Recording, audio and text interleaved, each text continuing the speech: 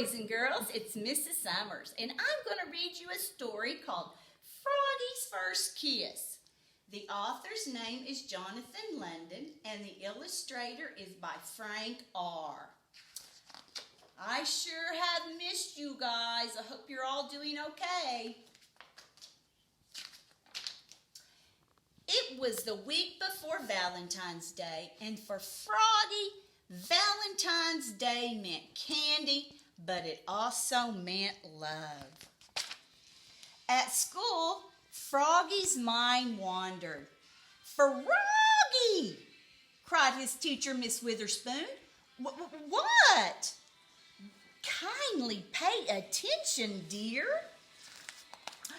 And that's when he saw the prettiest girl frog in the world, the new girl in class. Her name was Froggalina, and when she smiled at him, his insides got all soft and wiggly like he'd had caterpillars for breakfast. "Froggy!" called his teacher. What?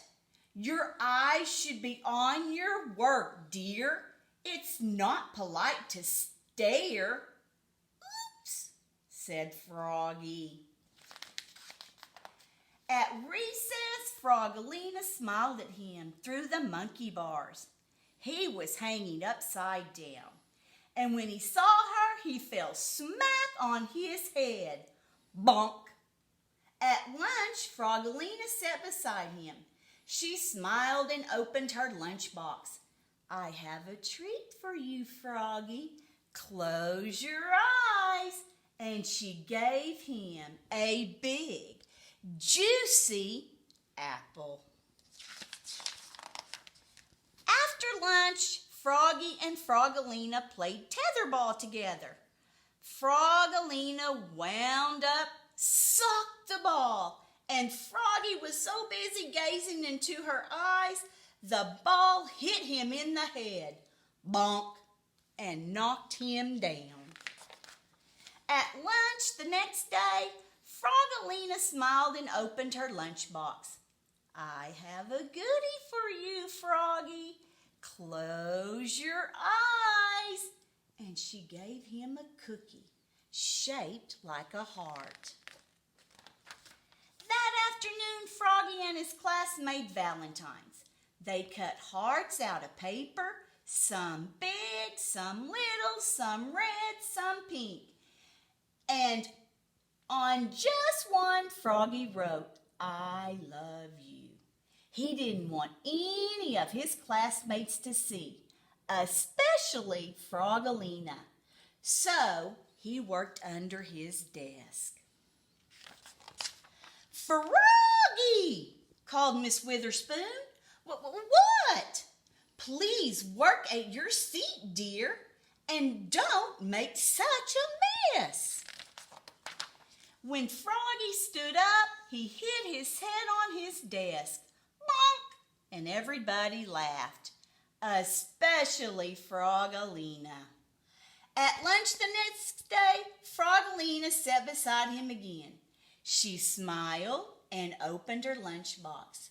"I have a surprise for you, Froggy. Close your eyes." And what do you think she gave him? What do you guys think? A big, juicy kiss, smack on his cheek.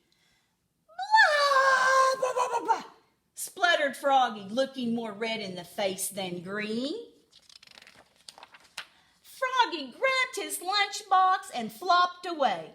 Flop, flop, flop. His tummy felt so weird he couldn't eat his lunch, not even his dessert. On the bus home after school, everybody teased him. Even Max, his best friend. They sang, "Froggy has a girlfriend, Froggy has a girlfriend." "No, I don't," cried Froggy. But his heart felt heavy. Was it love? Was it hunger? Was it his backpack filled with Valentine's cards? When the bus stopped, he flopped all the way home. Flop, flop, flop. "What did you do at school today, Froggy?" asked his mother. "We made valentines," said Froggy. "Did you make one for someone special?" Froggy turned almost purple and flopped into his room. Flop, flop, flop. But the next morning on Valentine's Day, Froggy served his mother breakfast in bed and said, "Mom, that someone special is you." And he gave his mother the big heart with the "I love you." And his mother gave Froggy a whole bunch of kisses. They were candy kisses. The end. Bye, guys. I miss you.